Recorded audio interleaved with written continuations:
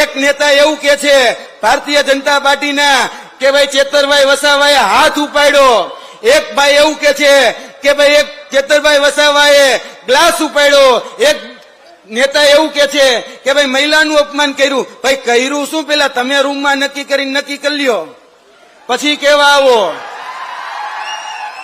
અને આ જે વર્તન ચેતરભાઈ વસાવા જે ખરેખર આદિવાસી સમાજનો હીરો છે, આપણે કહીએ ને અમારા કાઠિયાવાડમાં કે બાકર બચ્ચા લાખ, બાકર બચ્ચા લાખ, લાખે બેચારા પણ સિંહણ બચ્ચો એક અને એકે હજારા. આદિવાસી શેર એ ચેતર વસાવા એકે હજારા જેવો છે.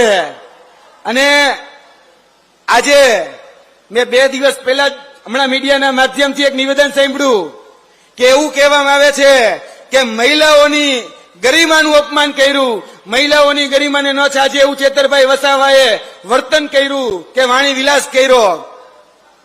તો ભાઈ કોઈની પણ મહિલાનું અપમાન ન થવું જોઈએ માનીએ છીએ. તો જ્યારે મણિપુરમાં આદિવાસી સમાજની દીકરીને જ્યારે નગ્ન પરેડ કરવામાં લઈ જવામાં આવી ત્યારે મનસુખ વસાવા ક્યાં હતા? જ્યારે દાહોદની અંદર જે દુષ્કૃત્ય કરવામાં આવ્યું ત્યારે ભારતીય જનતા પાર્ટીના નેતાને છાવરવામાં મનસુખભાઈ વસાવા ક્યાં હતા? જ્યારે આજ આપણા ડેડિયાપાડાના ધારાસભ્ય શ્રી ચેતરભાઈ વસાવાને જ્યારે પોલીસ ઘસડીને લઈ જતી હતી ત્યારે શું આદિવાસી સમાજના એ નેતાનું અપમાન નહોતું થતું, એ ગરિમાનું અપમાન નહોતું થતું? ત્યારે મનસુખભાઈ વસાવા કેમ નથી બોલતા કે ભાઈ આદિવાસી સમાજના આ નેતા જે ડેડિયાપાડાના જનપ્રતિનિધિ છે ત્યારે ગરિમા આનંદ નથી થતી?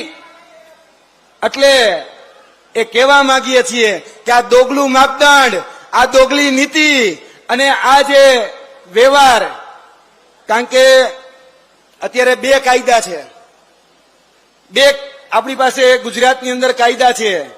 જો તમે ભારતીય જનતા પાર્ટીનો ખેસ પહેર્યો હોય તો તમે બુટલેગર વેરા કરો, ગમે એવડા મોટા કૌભાંડ કરો, ગમે એવડા મોટા ભ્રષ્ટાચાર કરો, બ્રિજના બ્રિજ ખાઈ જાઓ, રોડના રોડ ખાઈ જાઓ તો તમને બધું જ માફ. અને એક કાયદો એવો છે કે જેમાં તમે સામાન્ય જનતાના પ્રશ્નો ઉઠાવો, સામાન્ય નાગરિકના પ્રશ્ન ઉઠાવો, ગરીબ શોષિત વંચિતોના પ્રશ્ન ઉઠાવો એટલે તમને જેલ ભેગા મોકલી દેવામાં આવે. આ 2 કાયદા, આ બેવડી નીતિ, આ વલણ એ દોગલી નીતિનો વિરોધ છે.